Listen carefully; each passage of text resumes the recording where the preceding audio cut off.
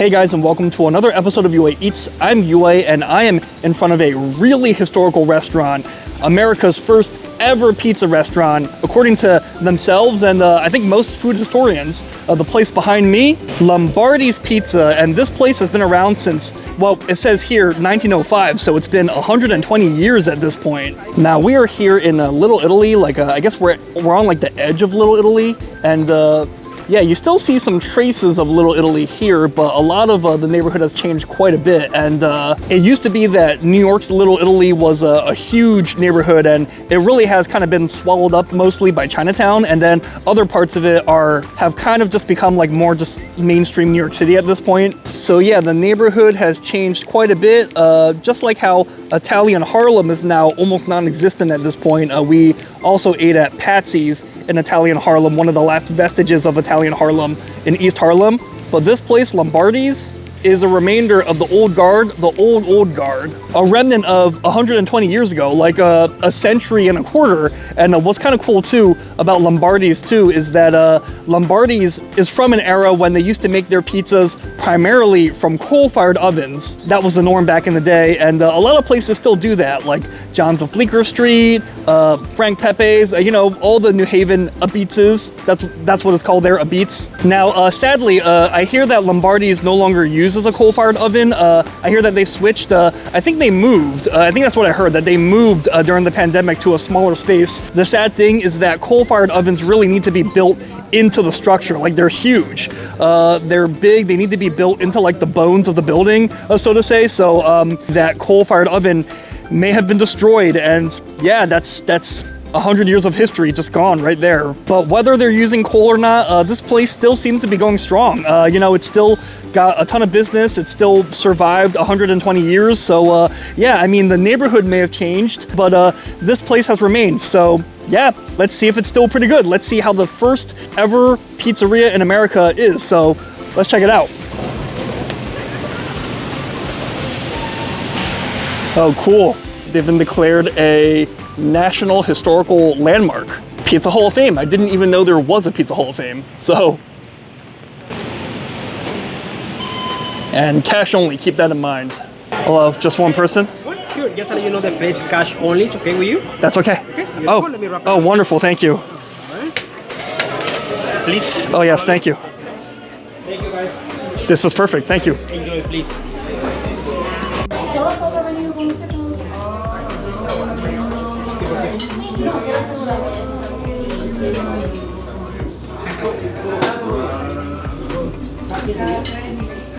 All right, guys, so we are now inside of Lombardi's Pizzeria. So this is allegedly, not just they're claiming this, everybody is saying that this is America's first ever pizza restaurant. And fun fact, pizza's been around for centuries, I believe, originated from Naples, but a lot of people don't realize that pizza, the way that people think of it today, is very much an American food.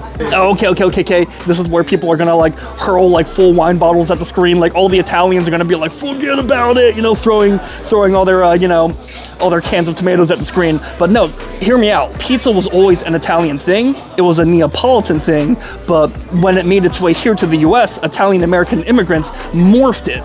Kind of like how nobody really thinks of hamburgers as a German food. Yes, it's from Hamburg steak, but hamburgers in its current form, everyone in the whole world, including German people, would say that that's a very American food, even if it has German origins. So pizza in America, same thing. Like the way Italian Americans have interpreted it and morphed it, which is why so many regions in America have their own style. Chicago style, New York style, Detroit style. Pizza, the way most people around the world think of it, like eating it by the slice and things like that, is very much an American thing. And that's why Neapolitan pizza is like its own thing, almost the way people think about it. But enough history, let's talk a little bit about what the restaurant looks like on the inside. And yeah, I mean, red and white checkered tablecloth, red and white color theme, very typical for Italian-American restaurants in New York, but maybe this is the place that really set that template and everyone else has kind of been following in its footsteps. But cool, it's actually not a very big restaurant. I wonder if this place really fills up during peak time. It's rainy today, so maybe that's why there's not as many people as there could be, but really small intimate space, maybe not able to fit more than, I would say maybe not even 100 people. But anyways, let's take a look at the menu, why don't we? So I'm seeing a theme here, similar to Patsy's in East Italian Harlem. Not much, really just one page. They got a little bit about their history there if you're curious to read. I'll just leave that there if you want to read it. And then nothing about this menu otherwise looks very different from your typical Italian American restaurant. All their selections, salads, Caesar salad, iceberg wedge salad, of course, tomato and mutts, bruschetta, meatballs, of course. Good Italian American stuff. And then they have a pasta here as well. Lots of Italian American pastas. It doesn't really get much more Italian American than this. Chicken parm, chicken parmesan, always tempting, and fettuccine alfredo. And I gotta say, guys, these prices are not cheap. I mean, pasta is probably a really high ROI, not a really high cost item to produce, but everything here is being marked up, it seems, not just for New York, but for its history. A good meatball, though, a good Italian American meatball is a thing of beauty. So 24 bucks, let's try the rigatoni and meatball, since I want to give their pasta a shot. And then on the back are all their pizzas, and interesting that all their pizzas are well done with char. And as for all these, they got pepperoni, they got meatball, they got some with vegetables and different cheeses and sausage. Let's see, eggplant pizza, pesto, clam pie. Clam pies I'm seeing everywhere, like especially at these coal-fired places. I guess maybe the clam really goes well with the coal-fired flavor, or maybe it's also just that this was just a popular topping during its heyday, like during the early 20th century. So yeah, those are all their specialty pies. Although actually this is a calzone. But again, guys, these are kind of expensive prices. I mean, everything's like around 30 bucks or more than 30 bucks. These are expensive prices, I gotta say, especially since the pizza is only 12 inches. That's like a personal pie. I mean, I'm past my college days now. I'm trying to not pig out so much and eat like entire 12-inch pizzas by myself. Okay, I'll be honest, I still do that sometimes, but that's 30 bucks for one person just to eat pizza. So it better be good. And then tomato pie, and then they allow you to build your own pie. But I'm not sure if I want to do that. I feel like maybe the specialty ones are where it's at. Although building your own pie might be cheaper if you just get cheese for 23 bucks. So yeah, not sure how I'm feeling the build your own pie part. And then at the bottom, they just have some drinks. Nothing too, no. I was going to say nothing too special, but specifically they have Italian sodas, which is interesting. All right, so anyways, let's order. You waiting on someone? Is this me? Oh, okay. I think I'm ready to order. Oh, what can I get for you? Do you do half pies? Not on the specialty. Not on the specialty, okay. Not on the different bases. That's okay. Same base, different toppings. It's okay, I understand. Is this double pepperoni, is that like a standard one, pretty That's popular? a really popular one. Really popular? Margherita base, and it has the double one pepperoni. It's really good. Okay. So this was the first ever pizza restaurant, right? Yep, 1904. Did they have that one back then, the double pepperoni one? Okay, then I'll do that, the double pepperoni. You have to drink anything? Just water. Can I also try, I'll try this, I'll take home when I can't finish. I'll try rigatoni and meatball. Sure. And yeah, that'll be it. Thank you. There you go. By the way, while we wait, I did want to call out that they have some, not just some cool pictures, but they have some cool decorations. Like, look at this up here. It's like a little miniature model, like I guess this is a model of the restaurant, or maybe what the restaurant used to look like. That's really, really cool. Very, very cool model suspended in the air, and no chance of anyone breaking it if it's up there, right? Wonderful, thank you. No, go ahead. You can take this also. Thank you. All right, the pizza's here, and interesting. I was expecting it to be a little bit thinner. It's a little thicker than I was expecting, but yeah, let's give this a shot. I mean, I wonder if they changed the recipe, or I wonder if this is how it's always been, and people have kind of built upon this. Wonderful. Thank you. And these are coal-fired, is that correct? Cooked in a coal. Ah, okay. Thank you. So that old coal-fired oven is probably gone, probably destroyed. So yeah, I mean, I really felt like it was missing, if it were coal-fired, I felt like it would be missing its characteristic char, coal-fired edges. But in this case, the pizza's looking, well, it's still nice and actually crispier. It looked more fluffy from the outside, but it's actually rather crispy. They said they're cooked well done. It doesn't really look well done to me. It kind of looks like a normally cooked pie, so I don't know. I will say that the pepperoni has some delicious char on it though, so looks delicious. And like they said, this is a pepperoni served on top of margherita, I believe. So looks like a pretty solid pie nonetheless. And then our rigatoni has arrived, and we will try this later. Rigatoni with a meatball, but with only one meatball. I guess I was hoping for at least one more. At least a single meatball they gave us looks pretty good, but I was hoping for at least two, or if it were one, at least for it to be bigger. I'm not sure if that one meatball is going to cut it, but I guess we'll give this a try later. And hopefully the rigatoni is not overcooked. I've had that way too many times where the rigatoni is overcooked, especially from like cafeterias and stuff like that. We want this rigatoni to be a little al dente, so. All right. Oh, all the cheese slid off the pizza. That's lame. Maybe let's try, this one. This one looks a little more structurally sound. So ooh, it's got a nice crunch though. So let's give this a try. Why don't we? So a little bit of crisp on the bottom, not too much leopard spotting though. I think nowadays people like to use the term undercarriage for this bottom. So it's a little crispy, but a little oily and soggy, and not much leopard spotting here.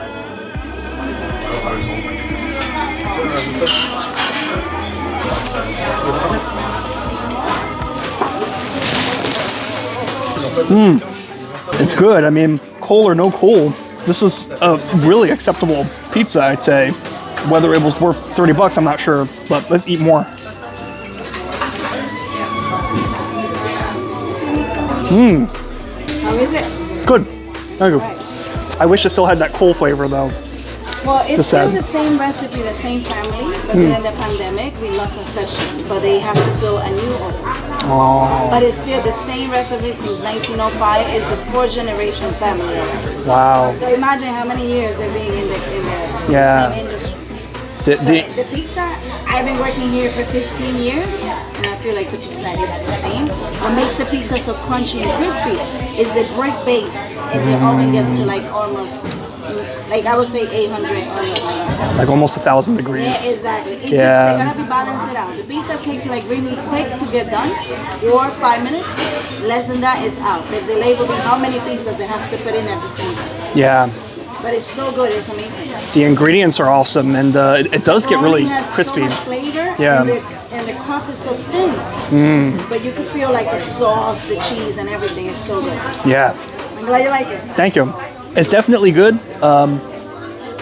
To be honest, I think I've had better. Like, I'm not saying it's not good. It is good. Like, it's a very good pizza, but I would say that it's not quite as thin as those characterized. It's a little bit more like, I wouldn't necessarily think of this as a thin crust. This is almost more akin to like a slightly thicker, like, okay, I know if I use this comparison, I know people are going to complain. I'm not comparing this to like fast food pizza, but it's almost more like how like fast food pizzas like Domino's tend to be doughier. So it is a little bit thicker, more doughy, but that's not necessarily a bad thing. Like, it's a thicker dough, but because of that, like when they said well done pie, I thought it was gonna be really crispy, but it's actually fluffy on the inside. So I kind of like that. Like, maybe you can see like the inside almost resembles like a fluffy bread in a way. And she's absolutely right that the outside is crispy, so it's fluffy on the inside, crispy on the outside. It's a nice sensation. The only thing that this is missing, I would say, is I do think that by not using the coal-fired oven, you lose that coal-fired flavor, and that smokiness, that coal-fired like delicious bitter flavor really would infuse some flavor into the dough. That's one thing that's a little disappointing, is that the dough, I would say, like, not only does it not really have much color on it, like not much spotting, or it doesn't really have any other flavoring, like it's kind of bland, like it's neither sweet, it's neither bitter, it's neither this or that. Like, the dough is really lacking in flavor, I would say, and unfortunately, I'll use this other pie to demonstrate. Parts of the pie, okay, this pie actually has a little bit more spotting, but parts of it are kind of like soft, I would say. Like, preferably more crispy is my preference, but like parts of it I would say are more on the soft end, and yeah, so I would say that the crust, I would say, I definitely at least have different preference, if not have had better. But the star, though, I think of this place are the toppings and the sauce. The tomato sauce is so sweet, and it doesn't taste sweet in like a canned, like cheap way. It's not like they just added like a bunch of sugar into it, or this sauce has like a very natural sweet tomato flavor, so the flavor of the sauce is great, It tastes like they're jazzing up the sauce with like some other spices, Italian spices. I'm not sure what they're putting in there. Probably basil, or actually I think I see some basil leaves, but probably like basil, oregano, rosemary, whatnot. The cheese is just delicious. Like the cheese actually makes up for the lack of the flavor of the crust, with where the cheese has like sweetness, I would say. Sweetness, and it has like the sweetness that you get from like a whole moisture mozzarella, and in this case, they're not cooking it too long to make it really like, push some of that water out and make the pie soggy, at least not most of the pie. So perfect amount of cheese like blotches, you might say. And this pepperoni, like when it curls up like this, it's good quality pepperoni. Like it's, oftentimes the thick cut pepperonis curl up like this, but I love when you have like thin pepperoni that curls up like this, because it gets like, it's oily, it's crispy, it's delicious. It's got some spice, but it's not like too hot, not too heavy, not too greasy. In general, this pizza is like not too greasy. It's double pepperoni and they didn't push out too much grease. So yeah, I mean, a decent pie. I mean, not among the best I've had. Probably not even among my top 10 or 20. Yeah, definitely not in my top 20 for New York, but a good pizza objectively nonetheless. I mean, it was the first place ever to invent the American style pizza, and I can't really expect it to be the best, right? I mean, it's good enough that it's the first. So if only it still had that coal-fired flavor. I really think that's really what this is missing. That would be like the cherry on top.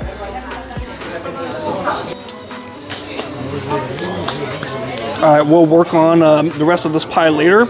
And now let's try the rigatoni and meatball. Not meatballs, and meatball. So, Italian-American food, guys. Who in the world does not like delicious red-sauced Italian-American food? So, let's just try some of these real quick. I'm actually going to use my fork, since this is probably technically the serving spoon. Cheers, guys.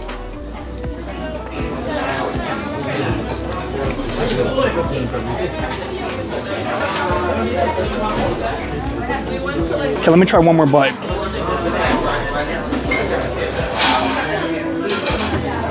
Okay.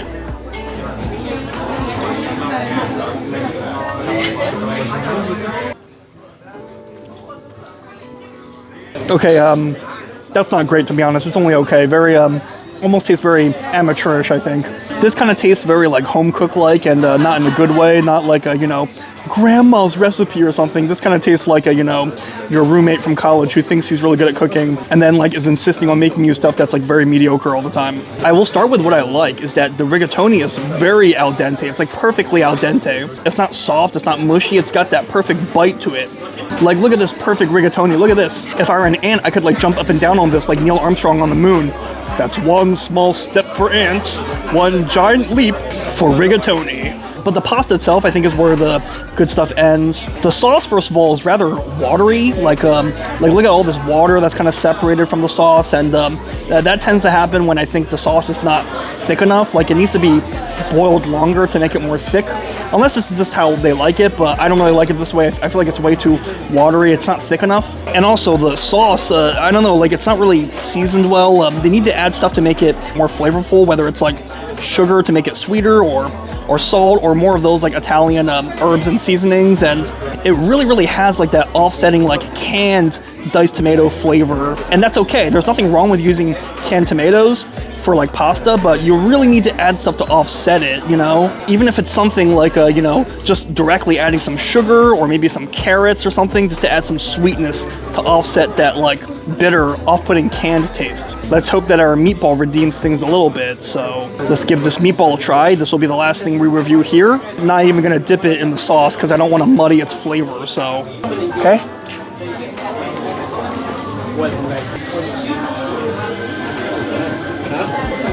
The meatball's not bad, it's okay. It tastes like a homemade meatball, and those are almost never bad, but definitely had better. In this case, we're not really dealing with like a very sophisticated meat blend here. Like, I'm pretty sure this is pretty much only beef. I mean, only beef is okay, but like then you need to mix some other stuff into it, like more of those milky breadcrumbs, more seasonings and herbs, and it might even be ideal to mix meats. Mostly beef, but maybe some pork, maybe veal or something. Something mixed into this. I think some people even use like sausage. Something mixed into this would be better. So yeah, this is like a kind of like just a very simple meatball anyone can make without much effort. But It's okay, guys, I get it. I mean, this is a pizza shop. It's not really known for pasta, so that's okay. I totally understand. So let's eat a little bit more pizza, and then we'll then share final thoughts outside. Yeah, I'm gonna need to hold some of these with 2 hands, so we'll share final thoughts outside. Alright guys, so I just finished eating at Lombardi's, and yeah, it was pretty good. I mean, my expectations are not going to be too high, just because they're the first ever pizzeria in America. You know, maybe the first ever modern pizzeria, the way people think of pizza, the American style of pizza. Just because they're the first ever does not mean they're the best. Does not mean they're first place, just because they were the first pizza, but that's okay. I mean, you know, being... Whoa. Sorry, one sec. Sorry about that. Just a truck backing up, making a lot of noise. But yeah, just because they're the first does not mean that they're the best. So the fact that they're first, you know, first ever in history is already cool enough. And to be honest, the pizza was good. Yeah, like I said, it wasn't among my favorite pizzas in New York or even in other cities. No, I wouldn't say it's among my favorite pizzas, but it was objectively a good one. Like, had I just walked into this restaurant, you know, on a rainy day such as this and not known anything about it and just ordered a pepperoni pizza, I would have been very satisfied with that. The server said that they haven't changed the recipe in 100 years, so that delicious tomato sauce for the pizza, the cheese, the pepperoni, all the toppings are delicious. But she's also not right about that. It's not true that they haven't changed it. One thing is missing, one crucial thing, the coal-fired oven, and that really is a shame because the coal-fired oven makes a world of difference. I mean, I really felt like the crust was kind of missing something. It was missing some flavor. Luckily, all the toppings on top were plenty delicious enough, but really that crust, that coal-fired charred crust is really what would have tied the whole thing together, so it's a shame. I mean, unfortunately, that might just be lost to history. But it doesn't have to be. I mean, you might not necessarily be eating at Lombardi's, but if you head up to East Harlem, one of the last vestiges of Italian Harlem, you can have a early 20th century coal-fired New York pizza up there at Patsy's in Harlem, and it's delicious. I mean, that place is delicious, and it's got history, and it's delicious, and it's still got that coal-fired taste, so I highly recommend it. But anyways, guys, it's raining, so let's get out of here. We got our leftovers, and yeah, this place definitely catering a bit to tourists because you might not be able to see from the bag being folded, but they're even giving you a I Heart New York bag. So I'm glad I got to try this place, and it was a really neat experience for history's sake. But let me know what you guys think. Have you guys eaten at Lombardi's before? And do you think it's pretty good? How do you think it stacks up to other pizza places? And, you know, what's your opinion on coal-fired pizza? You know what? Why don't you share your thoughts on that? So let me know in the comments because great minds eat alike. And as always, if you like my vids, like and subscribe. That way you stay up to date whenever I post another video. So let's get out of the rain and let's head home. So until next time, I'll see you later.